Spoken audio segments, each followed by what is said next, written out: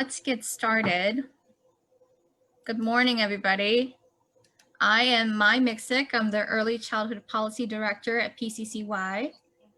We're so grateful everybody couldn't join us this morning. We're especially excited that our esteemed senators and representatives of the Women's Health Caucus are here with us today.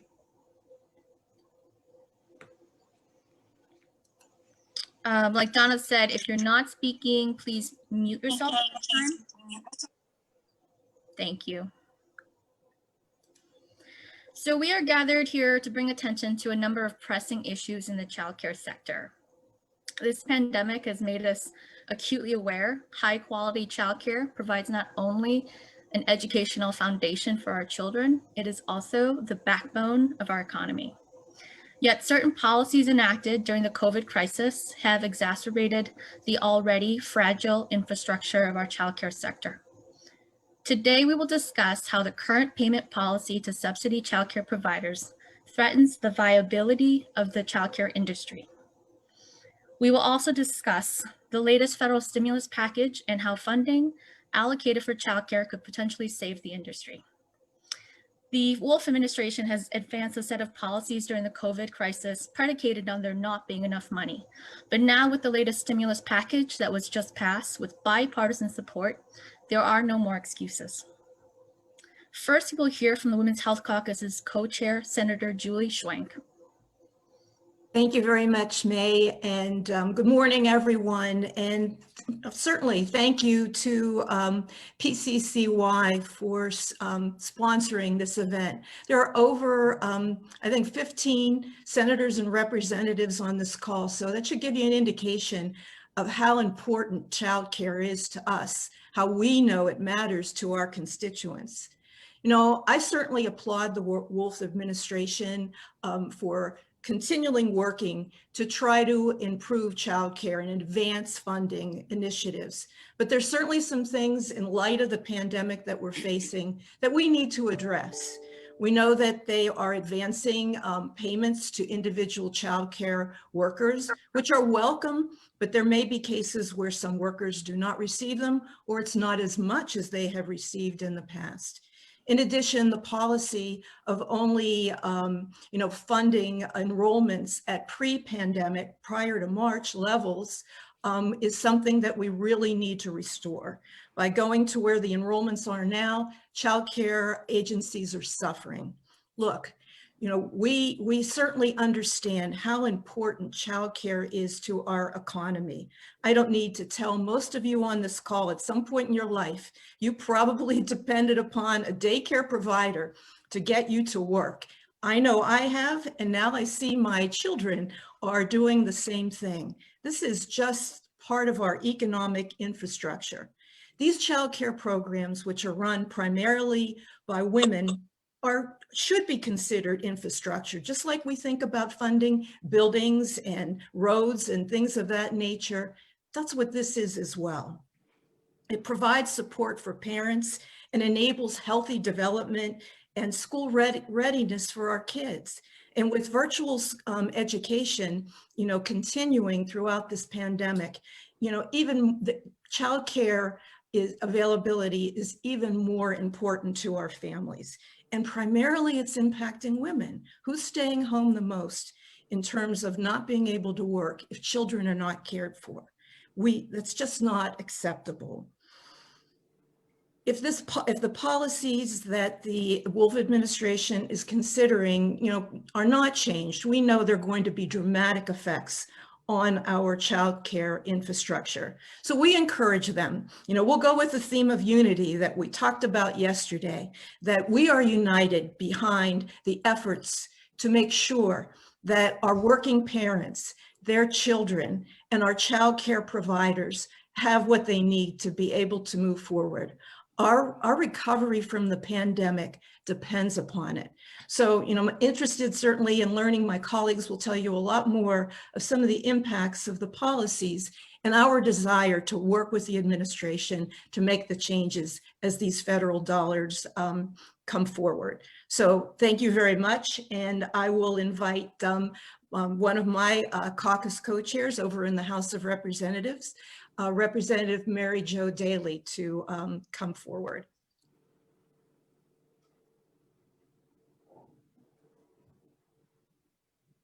I'm just going to jump in here and list the names of the senators and representatives that are here today, just to acknowledge everybody's participation. So we just heard from Senator Julie Schwenk. We'll also be hearing from Representative Mary Jo Daley shortly. We'll be hearing from Senator Katie Muth, Senator Maria Collette. Looking down the list here.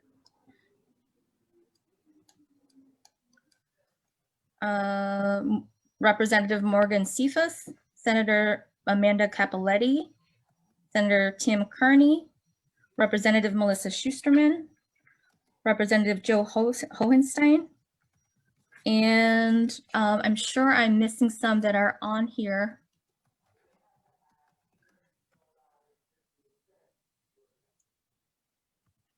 Well, Mai, we're very pleased that Senator Jay Costa, the Democratic leader in the Senate, has joined us. Thanks very much. Representative Jordan Harris, a key leader in the PA House with Representative Daley. So we're very grateful that they've joined us as well. Great. Thank you. Great. So now we'll hear from Representative Mary Jo Daley. Thank you, May. And thank you to all of you at PCCY for the work and advocacy that you do for children and families in Pennsylvania. I think that your work is really important. And I'm glad that Senator Schwenk raised the idea that we can go back and think of our own experience with childcare. And I know that I did that just thinking about getting ready for this morning, because it's just so incredibly important to being able to get to work and be part of the support of your family. So I am one of the co-chairs of the House Democratic Women's Health Caucus, and childcare is a really important issue for us. And we encourage Governor Wolf to immediately utilize the $302 million allocated to Pennsylvania for childcare in December's federal relief package to ensure that working families have access to affordable, high-quality childcare, and to help the early childhood education providers survive the immediate challenges they are facing during COVID. We need these funds to be utilized, one, to help repay these providers who have experienced drastic losses in revenue due to significant drops in enrollment caused by the pandemic, and two, to make good on what's already been appropriated for Ocdel to make childcare work subsidy payments to childcare centers. And this is really important, based on their enrollment numbers that existed prior to the state mandated shutdown in March 2020. In addition, Ocdel should be reimbursed the centers for losses since their September 1, 2020 policy shift, when they really stopped basing the payments on enrollment numbers prior to the mandate shutdown in March 2020. And they need to continue this until the pandemic is over. Finally, it's essential to fulfill Ocdel's promise to pay the 33,000 childcare employees the $600 grant, but that's in addition to reinstating the Education and Retention Award that has incentivized high quality educators to further pursue professional development opportunities to provide a high quality early education to the Commonwealth's children. This is something that is really essential. And I know that I've been hearing from parents who are concerned about childcare for their kids, but also from the childcare providers in my district. And this is across the entire Commonwealth of Pennsylvania that we've been hearing this. So we really need the governor and Ocdel to make these changes in their policies and get with it, because we cannot afford as a state to lose the childcare facilities that we have. So I am going to go back to May and let her introduce the next speaker, because I don't have the agenda in front of me. That's okay. So thanks. Thank you so much. Next, we're going to hear from Senator Katie Muth. Thank you very much, May. I appreciate it. Can you hear me okay? Good. Thank you for having me. Thanks for everyone bringing us together to talk about this important issue. Certainly this was a topic in our last Women's Health Caucus conversation, and grateful for Senator Schwank and Collette and Representative Daly for really leading this fight. We are calling on the governor to reverse the policy of the Office of Child Development and Early Learning back to the original reimbursement child care providers for pre-COVID enrollment numbers. This change in the policy that recently occurred has crippled our child care centers. They're struggling to remain open, and that leaves families without many options for child care services. I think that without this support, we know that over 250 some child care centers in Pennsylvania have already closed permanently. And then we know that there are over 400 that are temporarily still closed because of these limitations. We need to provide this necessary support for them to get through this pandemic, both from the standpoint of financial need and also providing a safe workplace and a place where kids can go safely. And without this resource to our constituencies, they are left with no choice. And we know this is also a gender equality issue. Childcare is a female-dominated field, and it's a vital service that provides a means for many women to actually enter or return the workforce after becoming a parent. The conditions of the pandemic have already had an impact on gender equality and equity, and the loss of childcare infrastructure will set that back even further. The women that are running these centers are invested in providing an essential service, and many have taken drastic measures to keep things going, including mortgaging their own homes, taking out personal loans, and maxing out credit cards. Childcare providers do not get into this business to get rich. These are highly educated, skilled, dedicated people committing to high quality childcare that we desperately need. We are calling on the Wolf administration to shift back to the original policy. It is a simple yet absolutely necessary fix that could be done today. It does not need the work of the legislature, and not making this change will continue to cause serious harm, not just to the industry itself, but also to the families of Pennsylvania. Thank you. Thank you, Senator Muth. Now we're going to hear from a childcare provider who's been experiencing the effects of this policy directly. We're hearing from Erin Wren, who is the Director of Operations and Business Development of Today's Child Learning Centers and of Warwick Childcare Centers Incorporated. Thank you, May. Can you all hear me? Okay. Yes. Thank you so much for having me. I'm really excited that so many people are on the call today, and I'm so happy that we have so much support and everybody is ready and willing to hear our concerns. Like May said, I am the Director of Operations at both Today's Child Learning Centers and Warwick Childcare.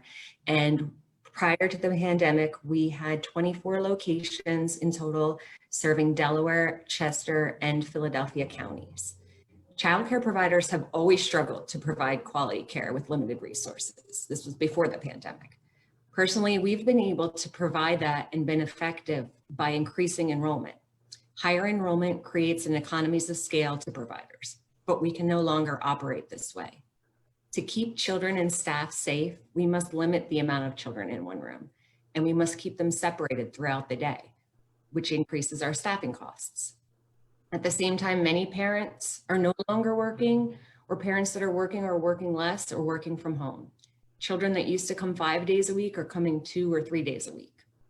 At Today's Child, we went from having 15 locations serving 1,199 children to now having 10 locations currently open with only 580 children. At Warwick, we went from 9 locations down to 7, from serving 580 children down to 306. We know that essential workers and parents whose offices are reopening have to have a safe place for their children to go while they're at work. And we're committed to helping parents, but we cannot continue to offer the high quality care safely with the drastic decrease in revenue. We actually need increased revenue to cover the additional costs of additional cleaning, purchasing more materials so that children don't have to share items and spread germs, thermal scan thermometers, masks, gloves, face shields, and actually staffing to cover the requirement to keep the children separated throughout the day and to have somebody conduct health screenings in the morning at the door. Expenses like rent, insurance, and utilities have remained the same. And due to those social distancing requirements, no longer being able to combine classrooms in the morning and the afternoon, the additional staff that we require, the health screenings and more intense cleaning have left our payroll costs the same. We haven't seen a decrease in payroll costs. Due to OCDEL policy change, due to the policy change that happened in September, today's child lost $467,000 in revenue, and Warwick lost over $167,000 in revenue. And this is not alone. This is in addition to all of the private pay revenue we lost. So we just can't sustain this. Each time we have to quarantine, close a classroom, or close a whole center because of a COVID exposure or a staff member testing positive, we lose more and more revenue that helps sustain our business. And we are really thankful to the ELRC that did do a policy change and has started paying for COVID absences. However, that doesn't support us when it's the whole center and we're losing the private pay revenue and the co-pays. We need it all. Each time we have to quarantine, we have to stop and we lose enrollment as well, because people start getting scared and saying that, we're not going to come back at all now because I think my child, I want to keep my child safe. The losses are no longer sustainable. And in the last 2 weeks in particular have shown the support that we've received through the CARES funding was helping keep us in business. But that money has run out. In the last few weeks, I've actually had to decide what bills to pay because we couldn't pay them all as we usually do just right away in order to cover our payroll. We needed to make sure that we could pay our employees before we paid our vendors. The payment policy change will not only affect our business. If we don't receive the resources to help us to continue to remain open, the impact on the community is disastrous. One center closing means job losses for at least 15 to 20 people, mostly women, and 40 to 50 families struggling to find childcare. Multiply those numbers by 17, and that only represents the locations that I'm currently operating, not all the childcare centers that are also in similar situations. We need the ELRCs to make the payments based on the pre-pandemic enrollment in order to survive this crisis. We need Governor Wolf to invest in the currently operating childcare centers to ensure that they will be there when the world is ready to open back up. Thank you. Thank you so much, Erin. That was really, really powerful. Next, we're going to hear from Senator Maria Collette. Thank you so much. Thank you, Mai, for the introduction, and hi, everyone. Thank you for joining us and helping us to bring attention to the urgent issues that are plaguing childcare providers, their employees, and the families who depend on them. I'm Senator Maria Collette, and I represent parts of Bucks and Montgomery counties, where I've heard from a lot of worried childcare providers just like Erin. In fact, our next speaker, Cheryl's center, is right across from one of my district offices, which hopefully we'll be back at one of these days. And Cheryl's told me, as I'm sure she will tell you, how difficult things have been for her, her staff, and many of the families she serves since COVID hit. But this problem isn't limited to the Southeast. Childcare programs across the Commonwealth have been closing at alarming rates. Those that have managed to stay afloat are spending more and making less. Their costs are up, enrollment is down, staff absences are up, and the applicant pool has shrunk. Over the past 10 months, I've talked to many childcare providers in my district. What I have observed first is that it takes a special type of person to go into this line of work. We're fortunate to have as many providers of quality childcare as we do in Pennsylvania. Every single provider I've talked to is worried about the physical and financial well-being of their employees. In fact, they almost always mention their staff and their kids first, ahead of their own concerns. But they are concerned.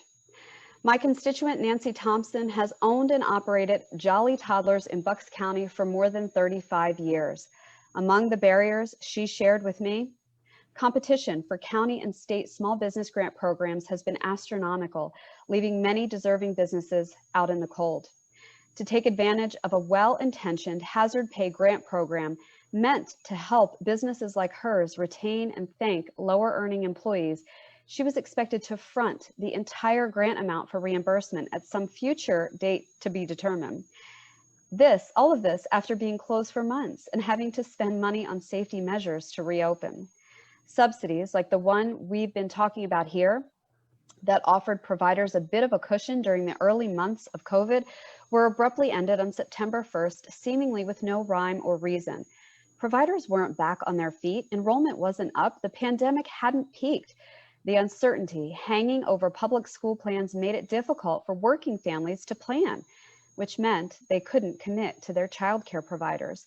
And even more recently, Ocdel chose to divert money from a longstanding Education and Retention Award program under which staff could earn bonuses for continuing their education and staying with their employer into a first come, first served grant program for providers to give smaller $600 COVID bonuses to all employees. And I've heard this program has already run out of money. I know that Governor Wolf and his administration care about leveling the playing field for working families. I know that they understand the importance of affordable, high-quality early childhood education, and I know that they appreciate that the essential workers who care for our children and seniors deserve a living wage. That's why I'm so frustrated and, to be honest, disappointed. You can't talk about the need for quality preschools, then take rash actions that have already and will continue to shut their doors.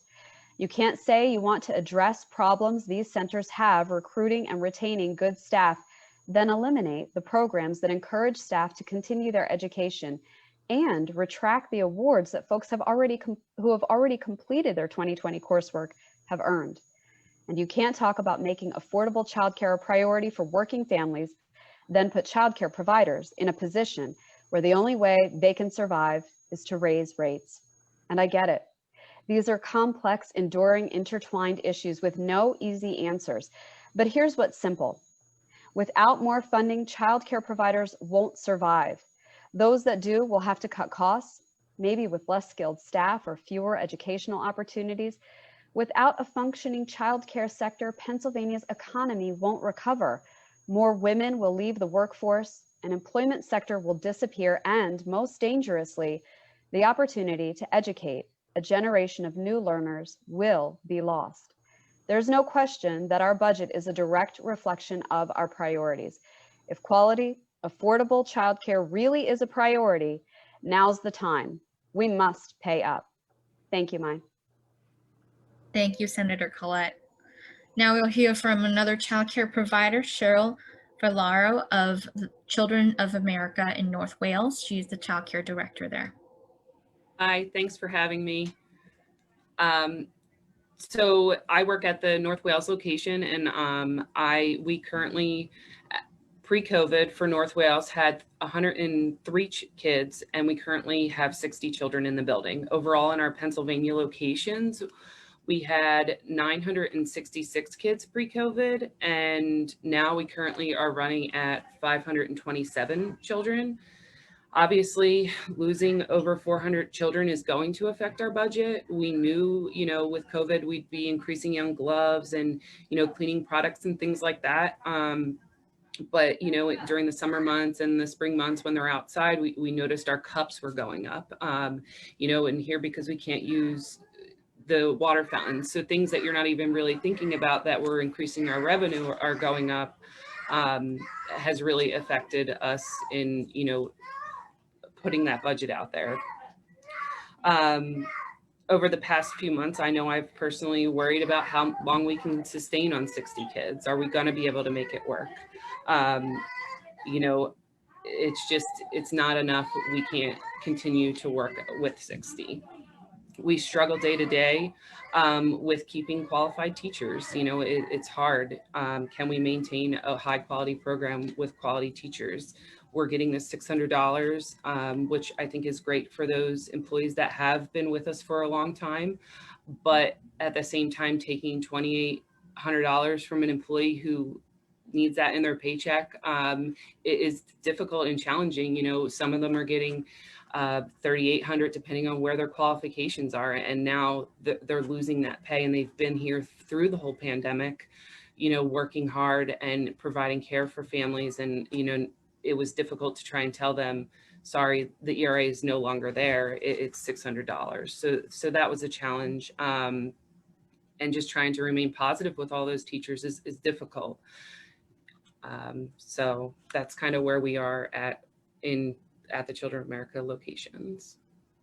Thank you, Cheryl. Next, we'll hear from Representative Morgan Cephas, who is the co-chair of the Women's Health Caucus as well. Thank you. So I first and foremost want to thank PCCY for making childcare facilities, childcare workers always a priority, not just during this difficult season, but since I've been elected. And I also want to thank my co-chairs of the Women's Health Caucus for also making this a priority, again, not just for this season, but for decades before I was even able to arrive. And one of the things that I wanted to particularly emphasize is that, again, these challenges that we are experiencing across our healthcare system, across our economy, especially for the childcare industry and its workforce, are not new issues. These are not new challenges that we're talking about. It's only that COVID-19 has truly exacerbated the things that we are going through with our childcare centers. And when it comes to the Wolf administration's policies, as we move out of this crisis, as we move out of this pandemic, we have to truly be cognizant of what some of the decisions that have been made, how they're truly impacting our workforce, how they're truly impacting childcare centers. And not only do we have to reverse these policies, but we also, like so many of my colleagues talked about, have to expand the funding. Because it's not just about the facilities, it's about the individuals that these decisions that we're making are and how it's impacting their day-to-day lives. And I specifically want to talk about working women. So as we know, there's been a significant number of reports recently released about women in the workplace during this difficult time. And the National Women's Law Center just recently released a report where they reported women have disproportionately suffered from the pandemic-related job losses since February 2020. Women have lost nearly 5.8 million net jobs, accounting for 53.9% of overall net job loss since the start of the crisis. Women ages 20 and over were more likely than men ages 20 and over to be unemployed, with an unemployment rate of 7.7% compared to men's 7.4%.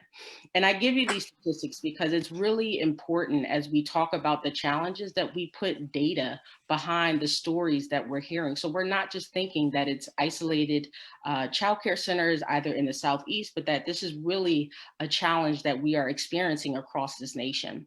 Additionally, the pandemic-related job losses continue to hit younger women particularly hard, with about 1 in 8 women between the ages of 20 and 24 unemployed in September, and rates for young Black women between ages 20 and 24 and young Latinas between ages 20 and 24 were even higher. It's clear a collapse in the childcare sector would only exacerbate these inequalities.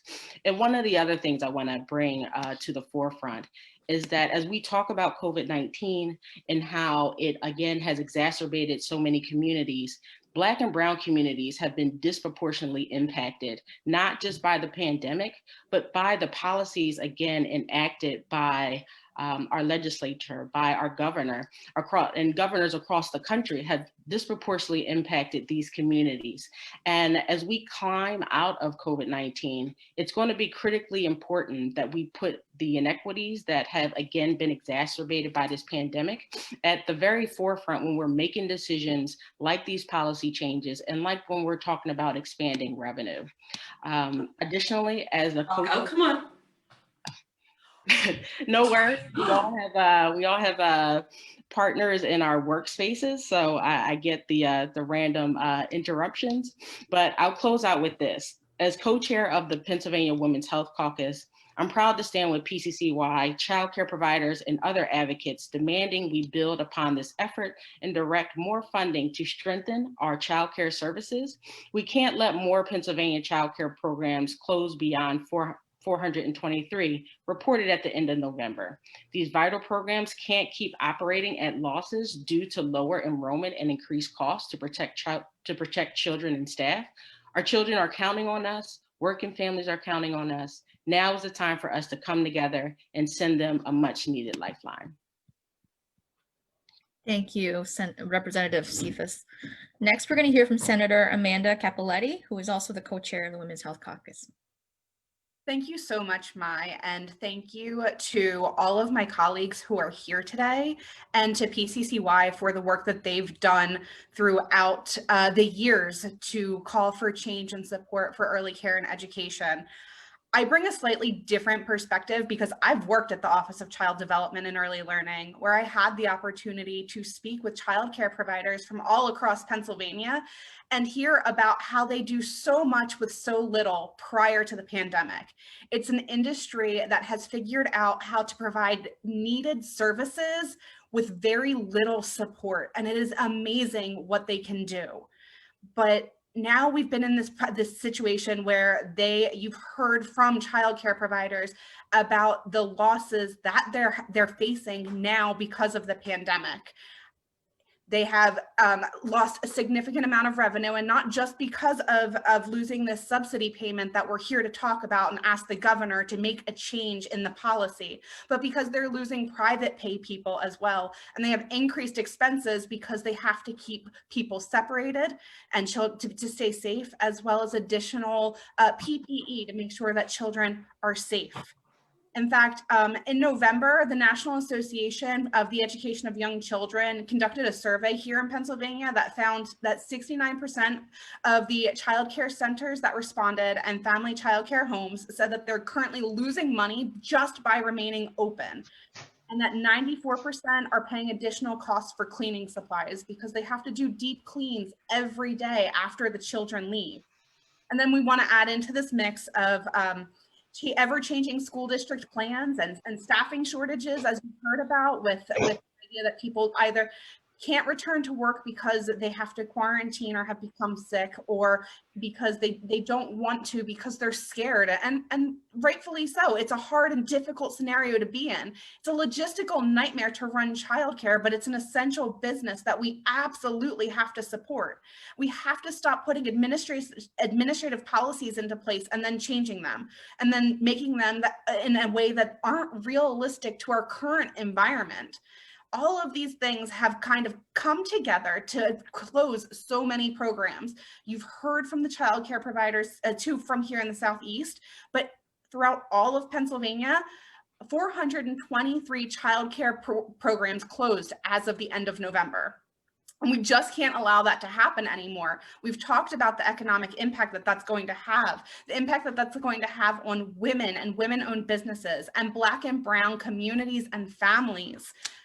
We simply can't stand for that. As Pennsylvania and a nation comes together through this pandemic under a new administration at the federal level, we have to make childcare a priority at every level of governance. And by making it a priority, that means that we absolutely must reinstate subsidy payments based on pre-pandemic enrollment numbers. Doing this will not ensure that every childcare provider will be able to make it or be able to pay all of their bills, but we are at least giving them something that they need, absolutely critically need, to continue to try and provide this essential service to support Pennsylvania families and the Pennsylvania economy. Thank you, Mai. Thank you. Next, we're going to hear from Senator Tim Carney.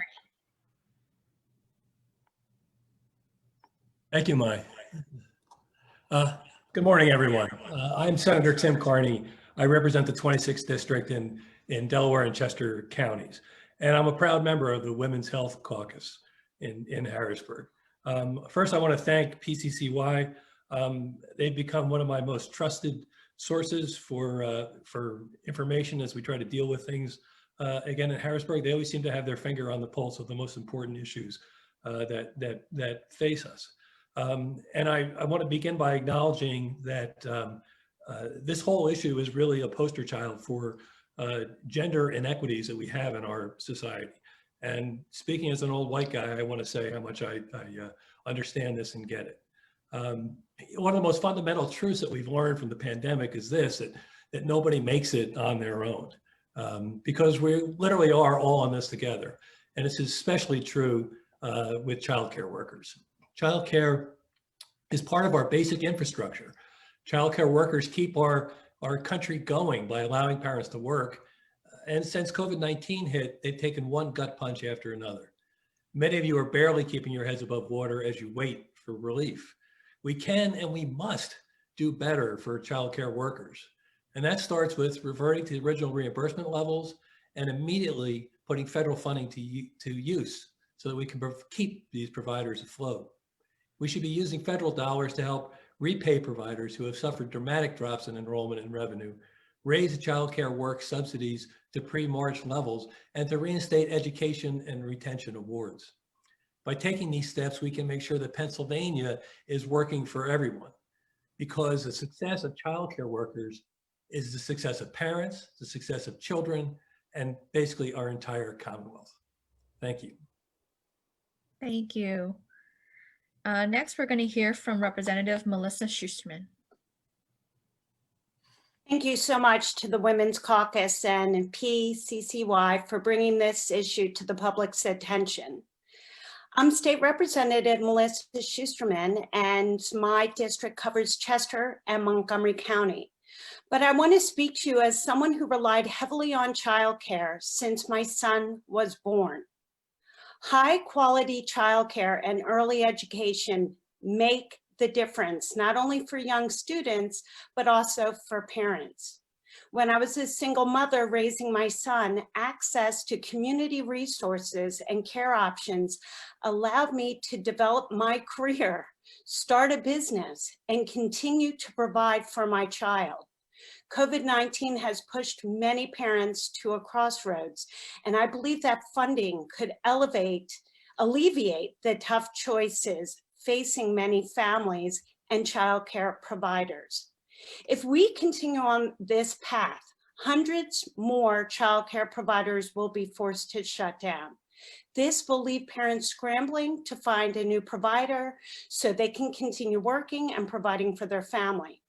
As a single mother who experienced the anxiety of finding the appropriate childcare community where my son could thrive, he would be understood and loved, I worry about the parents who will no longer have the options that fit their child's needs.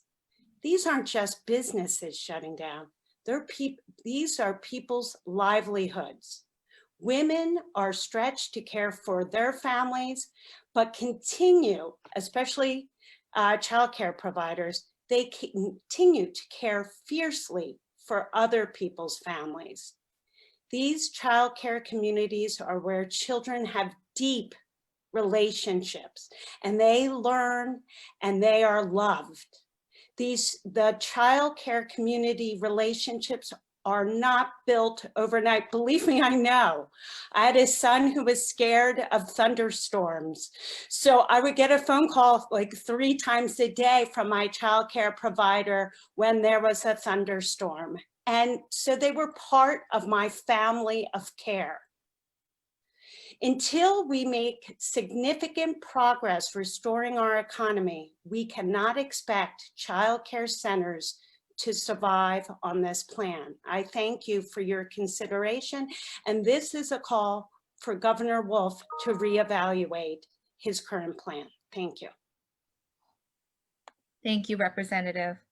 Next, we will hear from Representative Joe Hohenstein.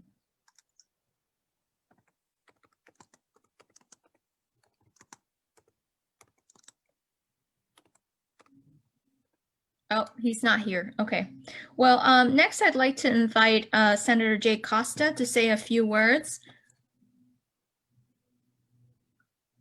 Thank you very much. I appreciate the opportunity to join all of my colleagues, and thanks, Pacey, for the opportunity to really talk about this important issue and to hear from the wide, diverse group of people from different parts of Pennsylvania how important it is that we have this conversation. And as someone who will be in a position, along with others, to communicate to the administration how important it is, I got the sun shining through my blinds here in my office. I'm not sure if you can see that. But in any event, communicating to the administration how important it is that we take steps to fix what needs to be done. I want to thank my colleagues who joined, and Chairwoman Senator Judy Schwank for the work that she's done, and the Women's Health Caucus and the Women's Caucus as well. So I'm all in. These are important dollars. some of the most important dollars we spend, I've told folks for years now, the early learning dollars, childcare dollars are the most effective and most important dollars we spend in government. Because if we don't do it right, we don't do it enough, we set ourselves up for failure. And I think folks realize that even in early learning investments is a predictor of our corrections population years later. That's to tell you all you need to know in this conversation. So childcare is extremely important. I want to be a part of this conversation, and I'm ready to do what needs to be done to communicate that. So thank you for allowing me the opportunity to say a few words. Of course. We'd also like to invite Representative Jordan Harris to say a few words. Good morning. Thank you so much to PCCY, to the Women's Health Caucus, to my friends, Representative Mayor Joe Daley and Morgan Cephas in the House for all of the great work that they're doing, bringing these issues to light. You know, early childhood education is an extremely important issue in my community and communities across Pennsylvania for mothers and fathers who need quality education for their young ones when they have to go to work. And also understanding that many of those young people who don't get a quality education, when they get to our schools, they're far, far behind. And it takes teachers a long time to try to catch those young folks up.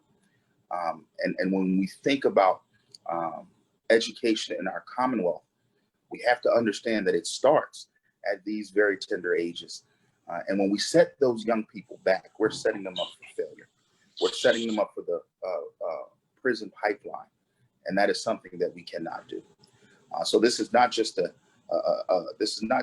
jobs issue, but this is really a generational issue with regards to education and making sure that we get our young people started on the right foot. So I'm so grateful for all the people who are working hard at this. And we urge our governor, who we know cares about this issue, to reevaluate their position so that we can make sure the resources are available for the child care centers across Pennsylvania that provide not just shelter and safety, but high quality education for all of our young people. Thanks so much for all that you're doing. Thank you, Representative. At this time, I just want to give a chance, if there are any representatives or senators who didn't get a chance to say a few words, if you would like to say a few words now. Otherwise, we'll move on and take some questions. Hi, this is Joe Webster. Oh, hi. I don't need anything but 30 seconds to make sure you know the message is clear. I remember all of those experiences that have been talked about this morning when my children needed daycare and the impact it has on families and the rest of the job. So my one little input is really to, when earlier speaker spoke of infrastructure, that resonated for me. And I almost think of it as a domino effect. We're talking about small businesses and the parents associated that go to other businesses. So every time we make it hard for childcare, we make it harder on other businesses and other employees in other walks of life. And so it's really about the children, it's about those teachers, but it's a foundational issue. And I get that. Just want to make sure we say it that way. And I look forward to hearing, everything else that's going to be said today. So have a good morning. Thanks. Thank you. So I think our ask today is actually relatively simple. We're asking Governor Wolf and his administration to go back to paying pre-pandemic levels as opposed to paying for attendance. We're asking that they reinstate the educational retention awards, and that is in addition to the $600 pandemic relief that they are currently trying to provide to childcare employees. And all of that is solvable with the latest stimulus money that's come down from the Fed. So those are the things that we're asking for today. Now we'd like to open it up to members of the press if they have some questions.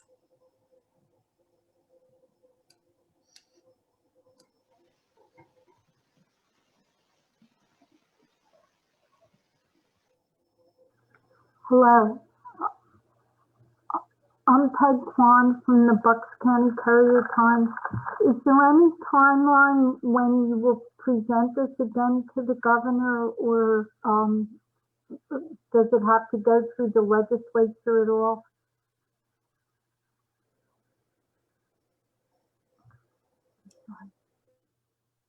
Hello?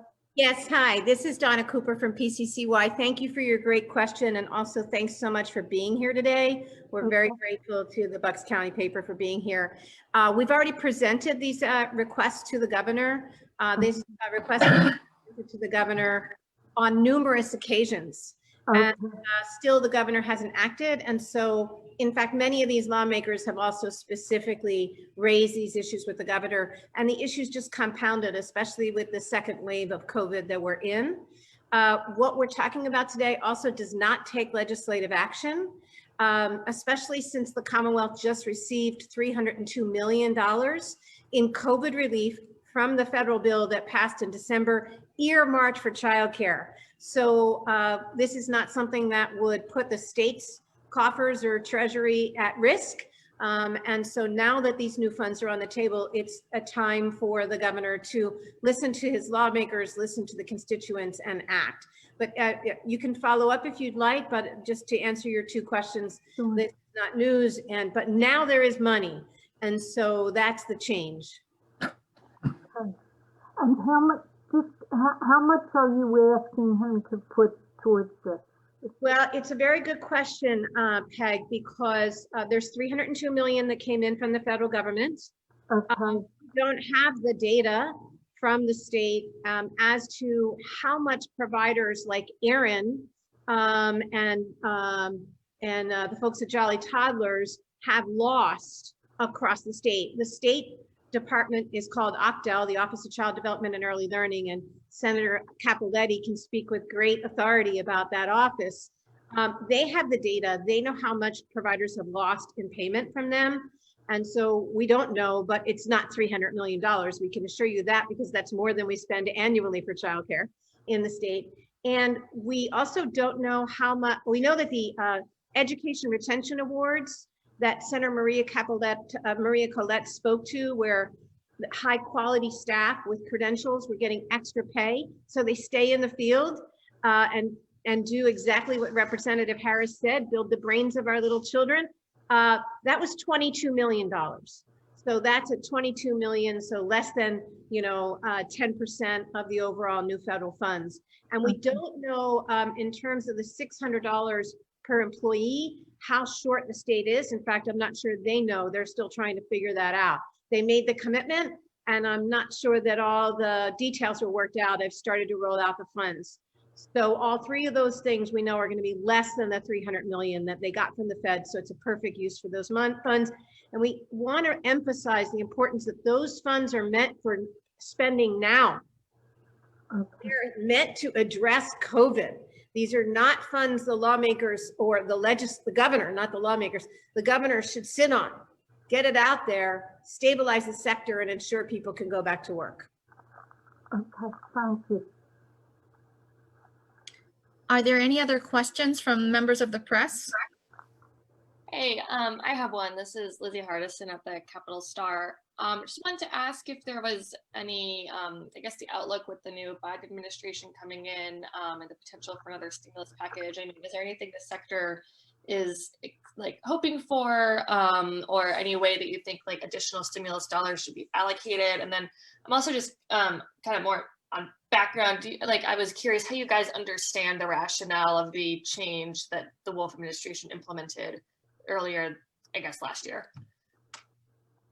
Before we answer, is there any lawmaker who wants to respond to the Wolf administration rationale? I want to recognize that you're here and make sure you're given a chance to talk to the press. So Representative Schwenk, I see you shaking your head. Is that something you want to respond to?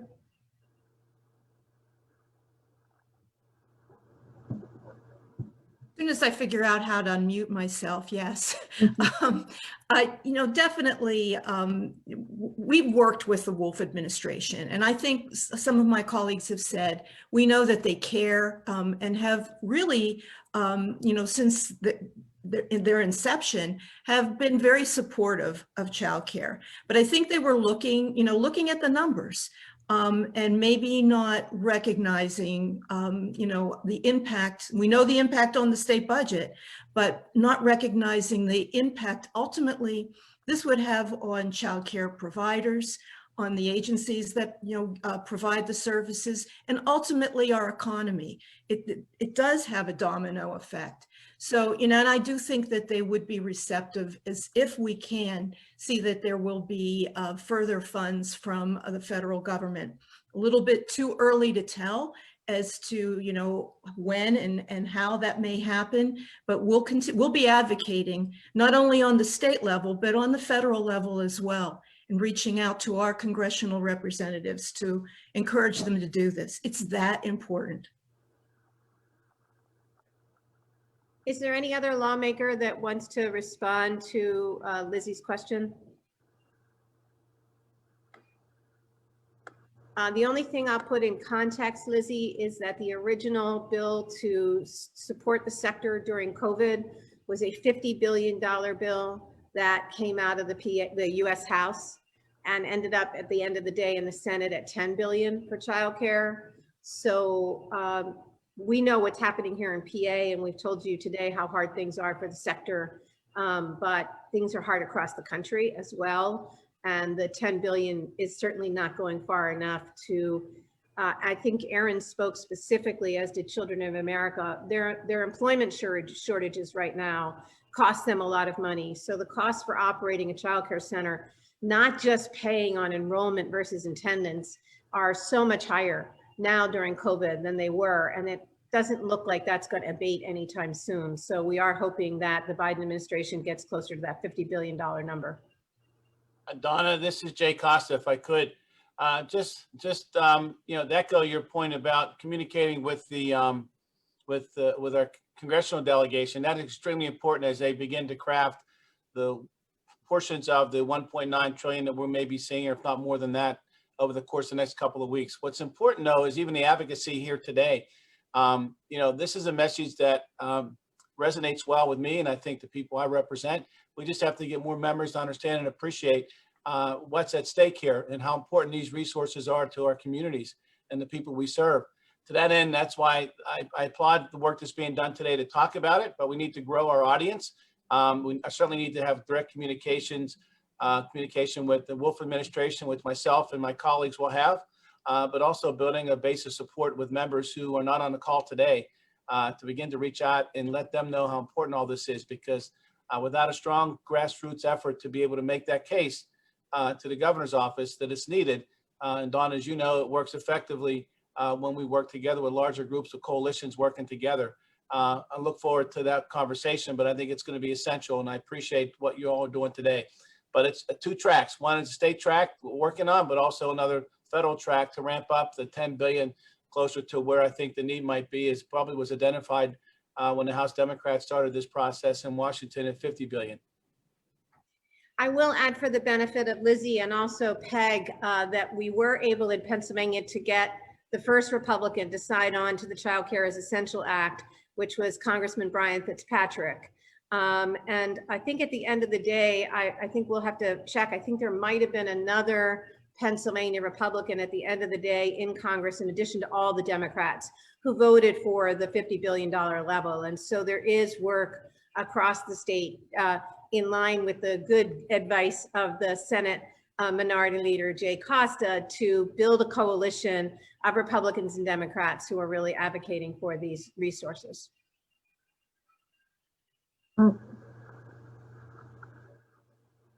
Any other questions from the press?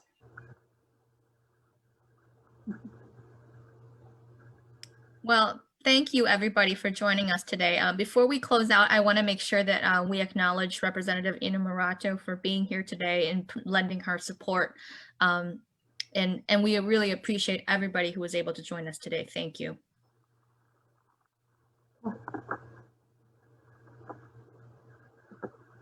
If we have further questions, I'll send an email. Okay. Thank you. Please send it to Amy Cabetta. That would be great. To Amy Cabetta? Or Amy will reach out to you, Peg. Peg, I'll reach out to you. Thank I'll give you a call later I on. can't do anything on this right today or tomorrow, but maybe next week. So, Great, thank you. Okay, great. Thank you. Bye-bye. Thank you, everybody. Thank you for joining us. Everybody, Okay. appreciate the time. Thanks for and having me. for